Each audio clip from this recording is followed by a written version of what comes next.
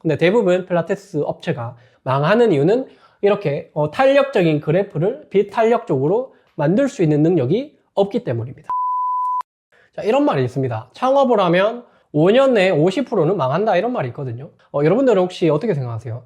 지금 주변에 보면 필라테스 센터들이 정말 많이 생기거든요. 새로 생기는 만큼 없어지는 것도 굉장히 많습니다. 그리고 저희 주변에 5km 내에 필라테스 센터를 개수를 조회해보면 40개가 넘습니다. 그 정도로 필라테스 센터가 너무나 과포화 상태고, 포화 상태임에도 불구하고 계속해서 또 생기고 없어지기를 반복을 하는 거죠. 여기서 우리가 생각해 봐야 될 문제는, 자, 과연 우리가 필라테스 센터를 한다라고 하면 우리의 존속 기간은 얼마나 될 것인가? 여러분들 혹시 얼마나 될 것? 저도 가까스로 지금 4년째 운영을 잘 하고 있지만은 오늘 말씀드린 내용들을 여러분들이 잘 기억을 하고 계시면 어떻게 하면 살아남는지 이 전략에 대해서 말씀을 드리겠습니다. 대부분 왜 필라테스 센터들이 망할 수밖에 없는지 그 이유에 대해서 오늘 영상에서 모두 알려드리도록 하겠습니다. 자, 그래프를 보시면 X축은 이제 시간이고요. Y축은 비용입니다. 1월부터 12월까지라고 예를 들면 늘 어떤 경제 곡선이 좋았다가 나빠졌다가를 반복을 하죠. 안정적인 급여 생활을 하는 것 같으면 급여가 어떻게 되겠어요? 이렇게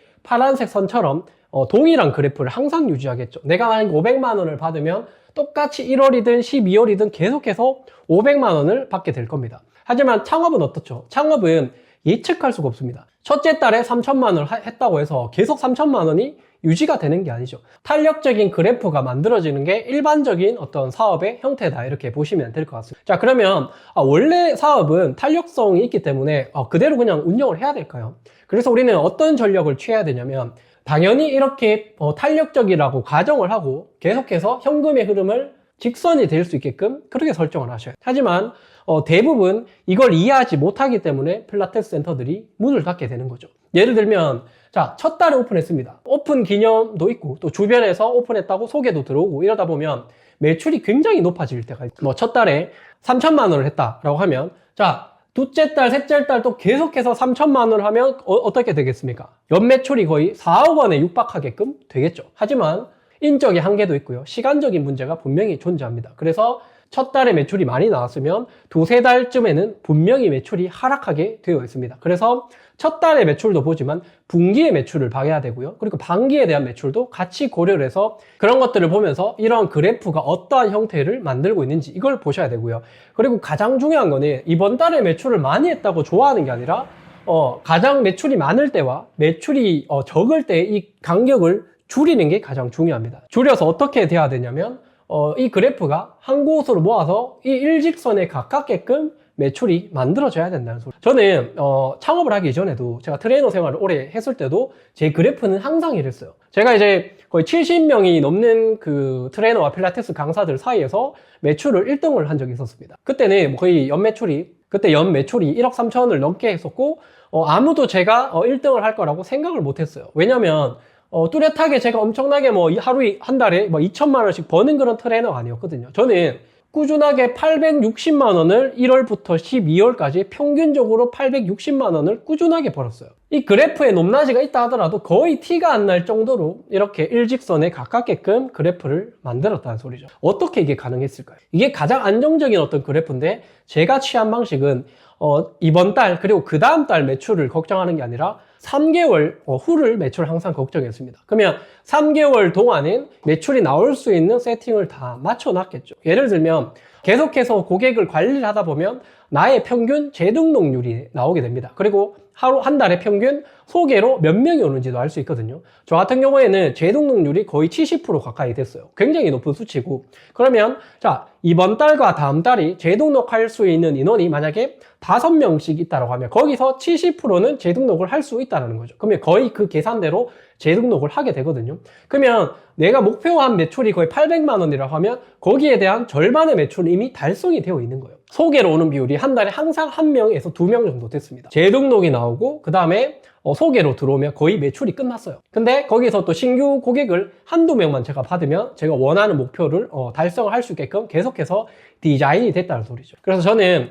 남들이 이번 달 매출 어떡하지? 다음 달 매출 어떡하지? 이걸 고민할 때 저는 거의 3개월치를 다 끝내놨고 그 다음 뒤를 생각을 했다는 거죠. 똑같이 매출에 대한 압박을 받고 매출에 대한 고민을 하고 있는데 저는 2월달 매출을 고민하는 게 아니라 4월달, 5월달 매출을 걱정하면서 스트레스를 받고 있었다는 소리죠. 그러면 그런 흐름이 계속 반복이 되게 되면 3개월 뒤는 문제가 없어요. 그럼 그 다음 달 돼도 그 다음 3개월은 문제가 없죠. 또 그 다음 3개월은 계속해서 문제가 없는 그런 상태로 만들어 갑니다. 그런 식으로 나만의 어떤 흐름을 찾고 나만의 패턴을 찾으면 이렇게 운영을 할 수 있으면 이 사람이 개인 창업을 해서 똑같이 운영이 된다는 소리. 물론 이제 개인 어떤 센터의 특성에 따라서 조금은 차이가 날 수 있지만 전체적인 이런 그래프의 흐름은 변화가 없을 거란 말입니다. 자, 우리가 이런 탄력적인 그래프가 아니라 비탄력적인 그래프를 가야 되는 거는 우리의 경제 상황이 굉장히 불분명하고 아무도 예측할 수 없어요. 뭐 유튜브나 이런 거 보면 경제 상황을 모든 사람이 막 예측한다고 하잖아요. 경제 유튜버들이 나오고 뭐 경제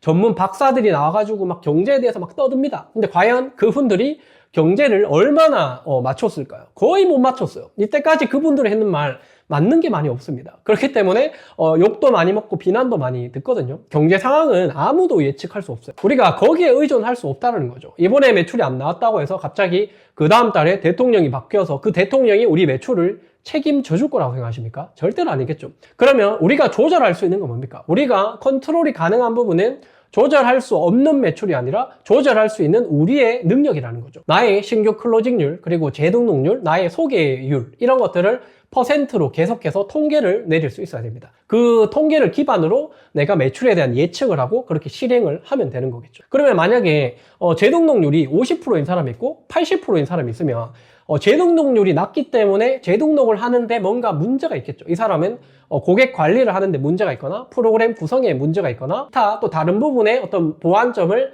찾아내면 이 재등록률이 오를 수가 있다는 거죠. 그래서 고객이 유입되는 어떤 루트를 명확하게 파악한 뒤에 그거를 내가 통계적으로 확보할 수 있게끔 계속 누적 데이터를 만들어가는 훈련을 하셔야 됩니다. 여러분들께서 필라테스 센터를 운영하는 원장님이라고 하면 이런 프로세스를 원장님께서 가이드를 하셔야겠죠. 근데 만약에 여러분들이 소속되어 있는 필라테스 센터가 이렇게 하지 않는 곳이 대부분입니다. 그러면 여러분들이 그냥 넋 놓고 기다리는 게 아니라 여러분들의 어떤 데이터를 스스로 엑셀이든 계속 누적을 시키는 연습을 하셔야 돼요. 자기만의 데이터가 만들어진다라고 하면 예측이 가능한 거죠. 나는 10명의 고객을 받으면 몇 명을 등록시킬 수 있는 능력이 있다는 걸 스스로 객관적으로 알게 되는 겁니다. 그러면 이제 우리가 어떻게 얼마나 움직여야 될지 알 수가 있는 거죠. 만약에 제가 앞에서 말씀드린 이런 내용들이 여러분들이 충분히 숙지가 되시고 현장에 적용을 하시면 여러분들이 매출에 대한 어떤 문제 없이 운영이 충분히 가능하실 겁니다. 근데 대부분 필라테스 업체가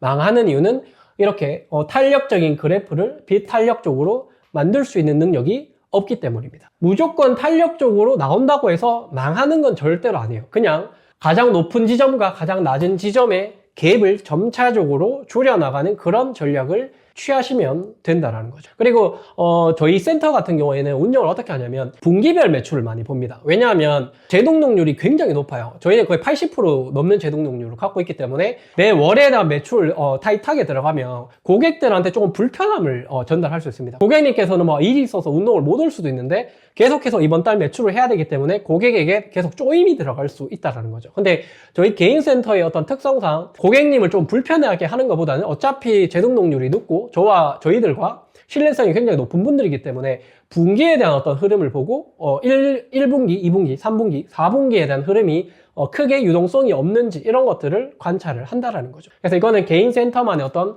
특성을 가지고 거기에 따라서 안정적으로 매출이 흘러갈 수 있는지 이것들을 여러분들이 고려를 하신다라고 하면 운영하는데 전혀 문제가 없으실 겁니다. 이 내용들은 여러분들이 처음 들어보신 분도 분명히 계실 겁니다. 만약에 운영하고 계시는 분이라고 하면 정신 차리시고 이런 식으로 그래프를 작성할 수 있게끔 여러분들이 데이터를 확보를 해주셔야 됩니다. 만약에 추가적으로 궁금한 게 있으시면 댓글 남겨주시면 제가 친절하게 답변 드리도록 하겠습니다. 제 채널은 정말 솔직하게 모든 내용들을 공개하는 채널이고요. 이런 내용들은 굉장히 귀한 내용들이죠. 근데 이런 것들을 유튜브에서 공개적으로 하는 분들은 많이 없습니다. 왜냐하면 자기가 잘 먹고 잘 살아야 되기 때문에. 하지만 저는 이런 거를 필터링 없이 도움이 되게끔 여러분들에게 모두 전달을 드리고 있기 때문에 이런 좋은 내용들 여러분들 필요하시면 구독해 두시면 반드시 도움될 거라고 생각을 합니다.